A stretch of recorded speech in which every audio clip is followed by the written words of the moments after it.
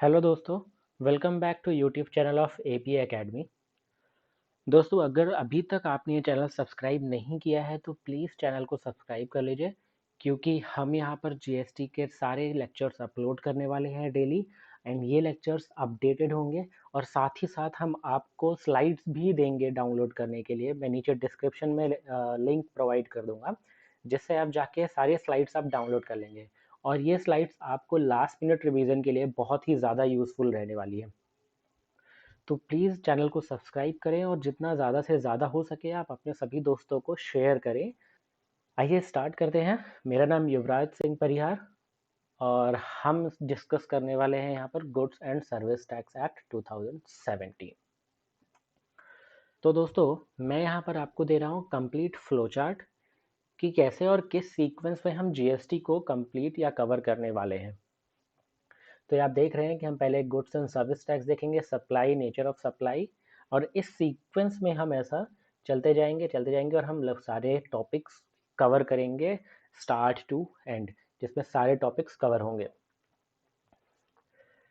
तो सबसे पहले अगर हमको जीएसटी समझना है तो हमको समझना पड़ेगा कि आखिर जीएसटी आया क्यों, जीएसटी के पहले ऐसा क्या था जो हमको जीएसटी की ज़रूरत पड़ी। तो हम पहले देखते हैं कि बिफोर जीएसटी हमारे इंडिया में क्या सिनेरियो था। तो देखा जाए तो एक्साइज ड्यूटी एप्लीकेबल था अगर हम गुड्स का मैन्युफैक्चर कर रहे हैं, और ये जो एक्साइज ड्यूटी जाता था वो किसको जाता था? सेंट्रल गवर्नमेंट का। मतलब ये हम सेंट्रल गवर्नमेंट को पे करते थे। अगर हम सेल कर रहे हैं गुड्स का, ध्यान रखिए सेल कर रहे हैं गुड्स का, और वो भी विद इन सेम स्टेट हम सेल कर रहे हैं, तो वहाँ हम वैट पे करते थे, वैल्यू एडेड टैक्स, और वो जाता था स्टेट गवर्नमेंट को। बट अगर हम inter state means from one state to another state हम सेल कर रहे हैं गुड्स का, तो वहाँ हम सेंट्रल सेल्स टैक्स देते थे, और वो किसको जाता था? सेंट्रल गवर्नमेंट को। ओके, नेक्स्ट देखते हैं सर्विस टैक्स एप्लीकेबल था सर्विसेज पे, जो कि सेंट्रल गवर्नमेंट को जाता था। एंड एक था एंट्री टैक्स। अगर कोई goods from one state to another जा रहा है तो डेस्टिनेशन स्टेट जो होता था, डेस्टाइन्ड स्टेट क्या होता था, वो एंट्री टैक्स चार्ज करता था गुड्स पे। तो और वो जाता था किस पे? स्टेट गवर्नमेंट को। मैं यहाँ पर सभी टैक्स कवर नहीं कर रहा, बट कुछ टैक्स ले रहा हूँ जो हमको जीएसटी समझने के लिए यूज़फुल होंगे। तो हमने देखा कि कुछ टैक्स सेंट्रल गवर्नमेंट चार्ज कर रहा था, कुछ टैक्स स्टेट गवर्नमेंट के पास जा रहा था। बट ऐसा क्या प्रॉब्लम था? अच्छा तो चल रहा था, सारा टैक्स चार्ज हो रहा था, जिसको जहाँ जाना चाहिए था टैक्स जा रहा था, सब क्रेडिट ले रहे थे, क्रेडिट पास ऑन हो रहा था। बट ऐसा क्या जरूरत पड़ी कि जीएसटी हमको लाना पड़ा ये सारे एक्ट की वजह से? तो नो डाउट वो तो हमको सिंपल सी बात कि इतने सारे अगर एक्ट हैं तो हमको इतनी ज़्यादा फॉर्मेलिटीज़ भी करनी पड़ेगी। एक तो ये रीज़न हो गया, बट जो मेन रीज़न है वो हम एग्जाम्पल के तौर पे समझते हैं। सपोज एक मैन्युफैक्चरर है, उसने गुड्स मैन्युफैक्चर किया 100 रुपीज़ का, उसमें उसने एक्साइज ड्यूटी पे किया। Suppose rate of excise duty है 10%, तो 10 रुपीज़ का एक्साइज ड्यूटी उसने गवर्नमेंट को किया। टोटल वैल्यू ऑफ प्रोडक्शन क्या हो गया? 110। उसने जब सेल किया गुड्स डीलर को, तो उसने अपना वैट, क्योंकि वैट एप्लीकेबल होता है सेल ऑफ गुड्स, तो जैसे ही उसने सेल किया गुड्स का, तो उस पर 110 रुपीज़ पे एट 10%, यहाँ पर हमने 10% एज्यूम किया है वैट, कि 10% की रेट से 11 रुपीज़ का उसको वैट चार्ज करना पड़ा। और उसने 121 रुपीज़ की सेल वैल्यू यानी टैक्स इनवॉइस दिया किसको? डीलर को। तो डीलर की तरफ से देखें, डीलर को यहाँ पर कॉस्ट हो रही है कितनी? डीलर को यहाँ पर कॉस्ट पड़ रही है कितनी? 110। 110 में यहाँ पर इसलिए बोल रहा हूँ क्योंकि जो 11 रुपीज़ का वैट उसने पे किया है, टोटल उसने 121 रुपीज़ पे किया है। देखिए, टोटल उसने 121 रुपीज़ पे किया है, बट ये जो 11 रुपीज़ है वो उसको as a input tax credit, मैं अगर वैट के लैंग्वेज में बोलूँ तो एज अ सैनवेट क्रेडिट उसको वहाँ पर मिल जाता। तो वो उसको कॉस्ट नहीं मान रहा, और उसने कॉस्ट कितनी ली? 110। उसने अपना प्रॉफिट ऐड करके 10 रुपीज़ का एंड सेल किया 120। जैसे ही उसने सेल किया तो उसको वैट एप्लीकेबल हो गया एट 10%, 12 रुपीज़ का वैट। एंड सेल वैल्यू हो गई 132 रुपीज़। अब देखिए यहाँ पर हुआ क्या कि ये जो कॉस्ट है 110, ये जो कॉस्ट है 110, इसमें 100 रुपीज़ गुड्स का तो इंक्लूड है और 10 रुपीज़ किसका इंक्लूड है, एक्साइज का भी इंक्लूड है। तो जब डीलर ने यहाँ पर सेल किया तो वैट चार्ज किया, और वो वैट किस पे एप्लीकेबल हो गया, पूरे 110 पे, मतलब गुड्स की कॉस्ट पे और एक्साइज ड्यूटी पे भी एप्लीकेबल हो गया। एक्साइज ड्यूटी पे क्यों उसने चार्ज किया, क्योंकि वो उसके लिए क्या है, कॉस्ट है, और एक्साइज ड्यूटी का सैंडविच क्रेडिट यहाँ पर वैट डीलर को नहीं मिलता। तो ये एक प्रॉब्लम थी कि वैट अगर डीलर है, वैट रजिस्टर्ड डीलर है, तो उसको मैन्युफैक्चरर जो एक्साइज पे करता है एक्साइज ड्यूटी, वो उसको बेनिफिट नहीं मिलता, सैंडविच क्रेडिट नहीं मिलता है। तो यहाँ पर क्या हो गया कि कैस्केडिंग इफेक्ट, यहाँ पर टैक्स पे टैक्स चार्ज हो रहा है, तो यहाँ पर कैस्केडिंग इफेक्ट को रिमूव करना ज़रूरी था, इस वजह से जीएसटी लाना भी ज़रूरी पड़ गया। एक और एग्जांपल देखते हैं। होता क्या था, होटल्स में फूड आइटम अगर किसी ने ऑर्डर किया और जब उसको हम बिल देते थे, तो हम उस पर उसको सर्विस टैक्स भी चार्ज करते थे। सपोज यहाँ पर भी हमने सर्विस टैक्स का परसेंटेज लिया, रेट ऑफ सर्विस टैक्स लिया 10%, तो उसने चार्ज किया, हमने चार्ज किया सॉरी 110, और उस पर उसने वैट भी चार्ज किया 110 पे एट 10%, तो वो हो गया 11 रुपीज़ का। टोटल बिल अमाउंट उसने दिया कस्टमर को 121। अब यहाँ पर क्या हुआ कि यहाँ पर भी सर्विस टैक्स पे वैट अगेन चार्ज हो रहा है, मतलब यहाँ पर भी एक तरीके से कैस्केडिंग इफेक्ट है। और ये क्यों, क्योंकि यहाँ पर non integration of VAT and service tax था, दोनों के लिए सेपरेट एक्ट था, और नॉन इंटीग्रेशन की वजह से क्या हो रहा था, कैस्केडिंग इफेक्ट हो रहा था। तो इसको एलिमिनेट करना भी ज़रूरी हो गया, तो इसलिए जीएसटी लाया गया। बट अब प्रॉब्लम ये हो गई कि स्टेट गवर्नमेंट ने बोला कि अगर हम जीएसटी लेके आते हैं तो सारा जो टैक्स है वो तो सेंट्रल गवर्नमेंट चार्ज करेगी, और हमारा जो रेवेन्यू है वो तो ख़त्म हो जाएगा। तो सेंट्रल गवर्नमेंट ने जब ये प्रपोजल रखा है जीएसटी लाने का, तो स्टेट गवर्नमेंट ने अपोज किया। तो स्टेट गवर्नमेंट की बात रखने के लिए सेंट्रल गवर्नमेंट ने बोला ठीक है, हम क्या करते हैं, जो स्टेट रिलेटेड है हम वो आपको ट्रांसफ़र कर देंगे, अमाउंट जो भी स्टेट रिलेटेड टैक्स होगा हम स्टेट को दे देंगे, जो यूनियन टेरिटरी रिलेटेड होगा हम यूनियन टेरिटरी पे खर्च कर देंगे, और जो सेंट्रल गवर्नमेंट रिलेटेड होगा वो सेंट्रल गवर्नमेंट ले लेगी। अगर सप्लाई हो रही है विद इन सेम स्टेट या with in same union territories, देखिए विद इन सेम स्टेट या with in same union territories and those territory having a state legislature, मतलब स्टेट में तो स्टेट एक्ट है, बट अगर यूनियन टेरिटरीज में भी स्टेट लेजिस्लेचर है, वहाँ भी एक स्टेट गवर्नमेंट है, जैसे देखा जाए दिल्ली है, पुडुचेरी है एंड जम्मू एंड कश्मीर है, यहाँ क्या है उनका अपना स्टेट लेजिस्लेचर है, वहाँ खुद के सीएम है, वहाँ वहाँ खुद की स्टेट गवर्नमेंट है। तो those states and union territories having state legislature, तो वहाँ क्या चार्ज होगा, सीजीएसटी प्लस एसजीएसटी अगर स्टेट है, सीजीएसटी प्लस यूटीजीएसटी अगर वो यूनियन टेरिटरी, देन अगर इंटर स्टेट है from one state to another state. पहले क्या हो रहा था कि सेंट्रल सेल्स टैक्स हुआ करता था, जिसमें पूरा का पूरा पैसा किसको जाता था, सेंट्रल गवर्नमेंट को जाता था, एंड सेंट्रल गवर्नमेंट वो डिस्ट्रीब्यूट करती थी स्टेट को। तो यहाँ भी सेंट्रल गवर्नमेंट ने बोला कि हम चार्ज कर लेंगे इंटर स्टेट पे, अगर इंटर स्टेट सप्लाई हो रही है तो हम inter state goods and service tax charge कर लेंगे, मींस आईजीएसटी हम चार्ज कर लेंगे, आईजीएसटी, और वो कहाँ जाएगा, सेंट्रल गवर्नमेंट को जाएगा। एंड सेंट्रल गवर्नमेंट क्या करेगी, वो यूनियन टेरिटरी पे, स्टेट पे डिस्ट्रीब्यूट करेगी। सेंट्रल गवर्नमेंट ने इंपोर्ट को भी क्या कर दिया, इंटर स्टेट की तरह ही डील किया, और बोला अगर इंपोर्ट हो रहा है तो उसमें भी हम आईजीएसटी चार्ज करेंगे, एंड जो टैक्स होगा वो किसके पास जाएगा, सेंट्रल गवर्नमेंट के पास जाएगा। यहाँ पर एक बात ध्यान रखने वाली है कि there are 3 union territories having their own state legislature, मतलब 3 यूनियन टेरिटरीज हैं, जम्मू कश्मीर, दिल्ली एंड पुडुचेरी, जहाँ स्टेट गवर्नमेंट है, यहाँ जहाँ स्टेट एक्ट है। जब सप्लाई होगी तो सप्लाई में सीजीएसटी प्लस एसजीएसटी चार्ज किया जाएगा, अदर 5 यूनियन टेरिटरीज में जहाँ स्टेट लेजिस्लेचर नहीं है वहाँ हम CGST plus IGST word use करेंगे, mean CGST plus IGST charge होगा। अब किसी के माइंड में क्वेश्चन अराइज होना चाहिए कि अगर यूनियन टेरिटरी में स्टेट गवर्नमेंट नहीं है तो वहाँ गवर्नमेंट किसकी होती है? सेंट्रल गवर्नमेंट की। मतलब जो हम चार्ज कर रहे हैं CGST वो तो सेंट्रल गवर्नमेंट को जा ही रहा है, प्लस IGST जो हम चार्ज कर रहे हैं वो भी क्या हो रहा है?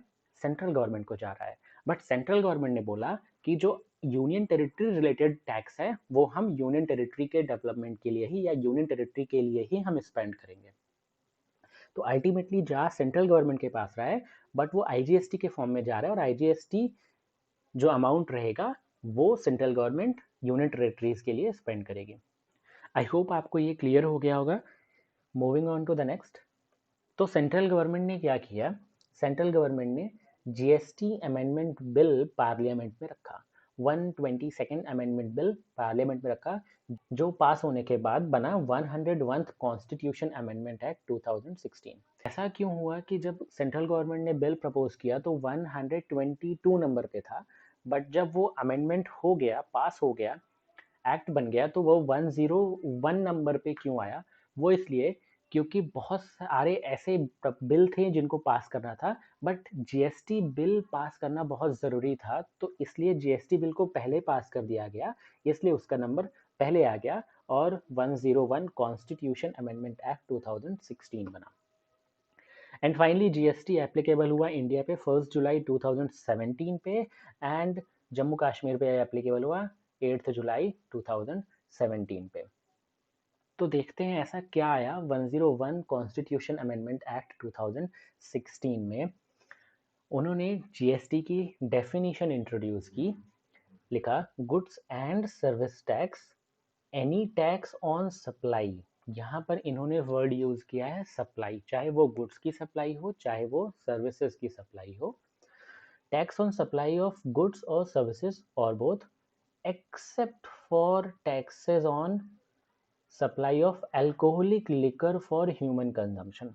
अब अगर कोई भी सप्लाई होगी, वो गुड्स, चाहे वो गुड्स की हो चाहे वो सर्विसेज की हो, उस पर GST लगेगा, except on alcoholic liquor for human consumption. ऐसा क्यों? क्योंकि जब GST सेंट्रल गवर्नमेंट ने लाया तो स्टेट गवर्नमेंट ने बोला कि अगर अल्कोहल पे भी सेंट्रल गवर्नमेंट टैक्स चार्ज करने लगेगा, सेंट्रल गवर्नमेंट को टैक्स जाने लगेगा, तो स्टेट गवर्नमेंट का काफ़ी ज़्यादा लॉस होगा। क्यों? क्योंकि अल्कोहल ही एक ऐसी चीज़ है जिस पे कभी भी टैक्स कम नहीं होता, हमेशा टैक्स बढ़ता है, मतलब बहुत ज़्यादा रेवेन्यू मिलता है स्टेट गवर्नमेंट को, और स्टेट गवर्नमेंट ये रेवेन्यू नहीं खोना चाहती थी।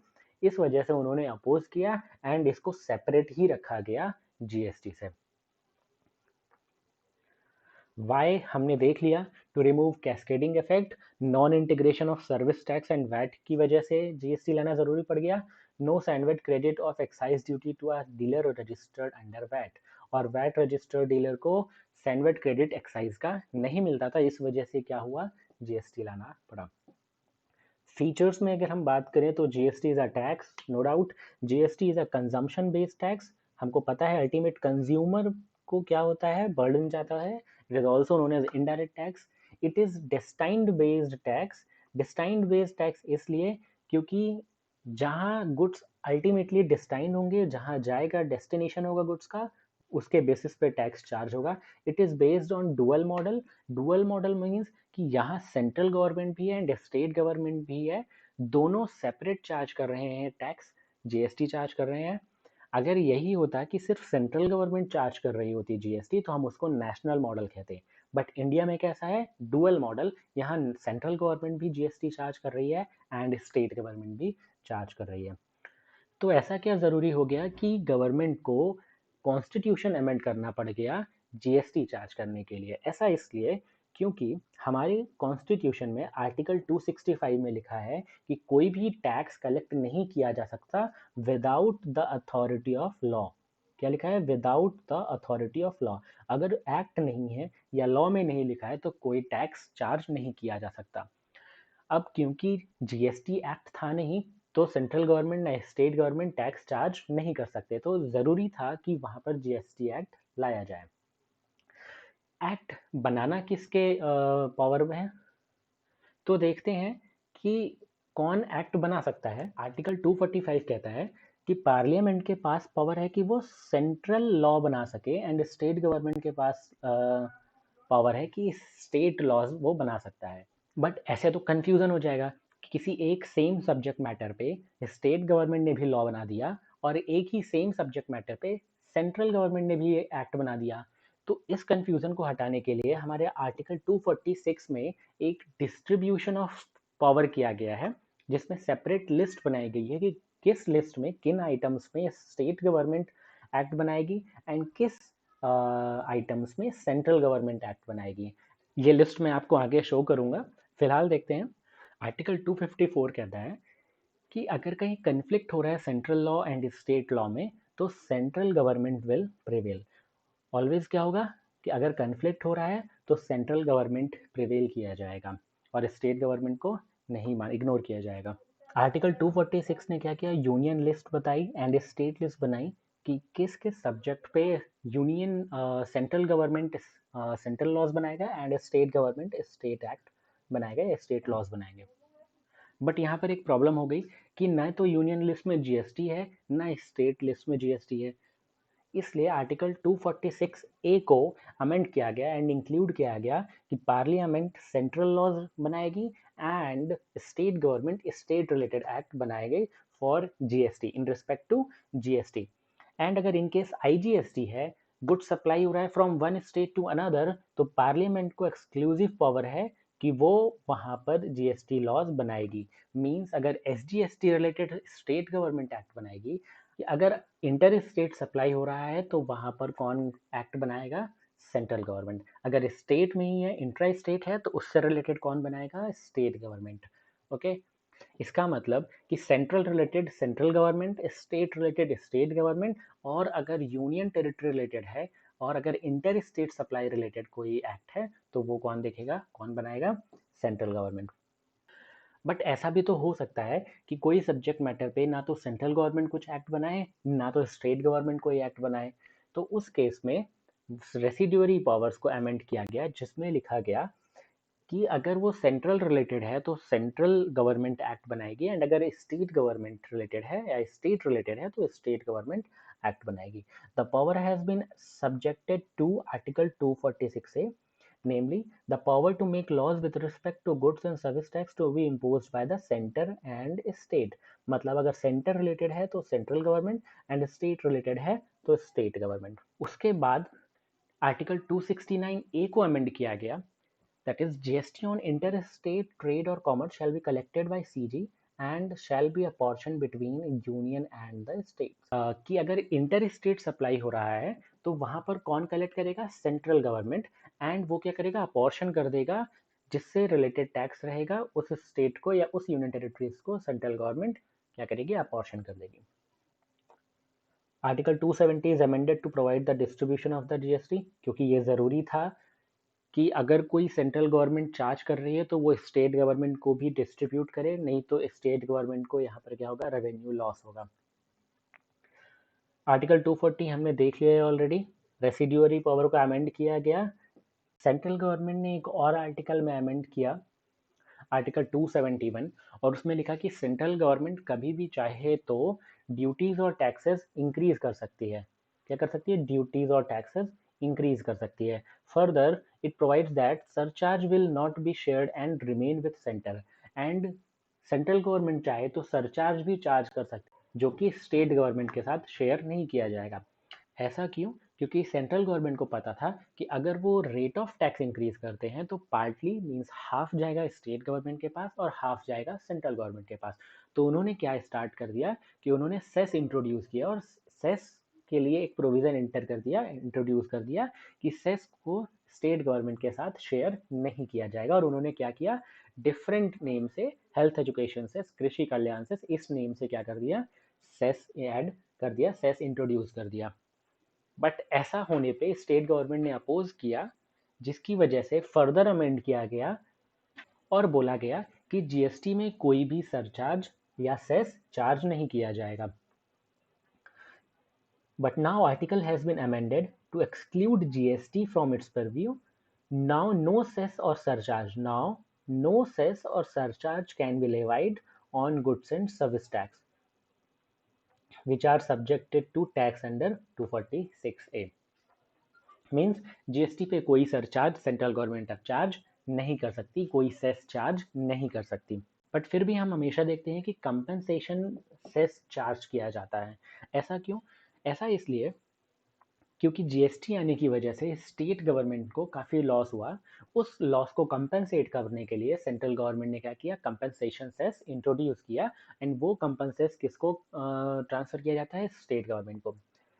Section 18 of constitutional 101 amendment act 2016 में मेंशन है, specifically permits levy of tax to compensate states. Means state को कंपनसेट करने के लिए GST compensation to states act 2017 introduce किया गया। क्यों इंट्रोड्यूस किया गया? क्योंकि यहाँ पर स्टेट गवर्नमेंट को लॉसेस हो रहे थे, रेवेन्यू लॉसेस हो रहे थे। और अब आप लोगों के माइंड में क्वेश्चन अराइज होना चाहिए कि GST compensation to state act override कर रहा है किसको? आर्टिकल 271, क्योंकि आर्टिकल 271 क्लियरली स्टेट्स दैट कि सरचार्ज चार्ज नहीं किया जा सकता, कोई सेस चार्ज नहीं किया जा सकता जीएसटी पे। बट यहाँ पर तो कंपनसेशन सेस चार्ज किया जा रहा है। किसको कंपनसेट करने के लिए? स्टेट गवर्नमेंट को कंपनसेट करने के लिए। इसी से रिलेटेड सुप्रीम कोर्ट ने एक जजमेंट दिया है मोहित मिनरल्स के केस में, जिसमें उन्होंने बताया सेक्शन 18 देखिएगा, सेक्शन 18 में क्लियरली मेंशन है, section 18 of the constitution amendment act 2016, constitution amendment act 2016 जब 101 अमेंडमेंट हुआ कॉन्स्टिट्यूशन में, उसमें क्लियरली मेंशन है कि सेंट्रल जो है वो क्या करेगा? स्टेट को कंपनसेट करेगा on account of loss cause due to introduction of GST. GST आने की वजह से जो स्टेट गवर्नमेंट को लॉस हो रहा है वो सेंट्रल गवर्नमेंट क्या करेगी? कंपनसेट करेगी। ऐसा क्लियरली मेंशन है कॉन्स्टिट्यूशन में। और अगर हम प्रीएम्बल देखें of compensation to states act 2017, तो इसमें क्लियरली मेंशन है कि ये एक्ट किस लिए बनाया गया है? टू कंपनसेट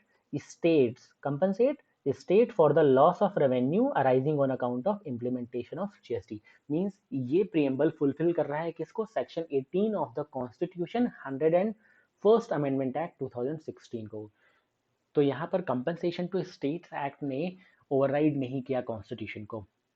आई होप आपको ये क्लियर हो गया होगा कि कंपनसेशन सेस चार्ज किया जा सकता है to compensate state government for the loss of revenue arising on account of implementation of GST.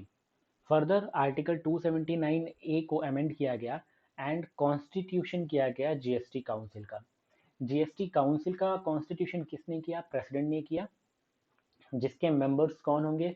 Finance minister होंगे, union minister of state in charge of revenue या फाइनेंस, और members of state finance ministers. यहाँ पर मैंने state finance minister बोला है।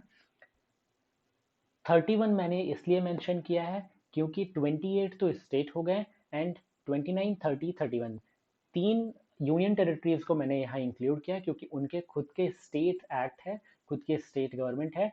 तो हम उन यूनियन टेरिटरीज को, उन 3 यूनियन टेरिटरीज को हम स्टेट की तरह काउंट करेंगे, तो उनके मेंबर्स को भी यहाँ इंक्लूड किया गया है। यूनियन टेरिटरीज के मेंबर्स कोई होंगे नहीं क्योंकि वहाँ सेंट्रल गवर्नमेंट ही होती है, इसलिए यहाँ यूनियन टेरिटरीज से किसी को इंक्लूड नहीं किया गया है। अगर आपको वीडियो अच्छा लगा तो प्लीज़ वीडियो को लाइक करें, शेयर करें, एंड अगर आपको कोई डाउट्स या कन्फ्यूज़न हो तो प्लीज़ कमेंट सेक्शन में पूछें, मैं उनका जवाब दूंगा। एंड अगर आपको ये स्लाइड चाहिए तो मैं डिस्क्रिप्शन में लिंक शेयर कर दूंगा, आप वहाँ से डाउनलोड कर लीजिएगा।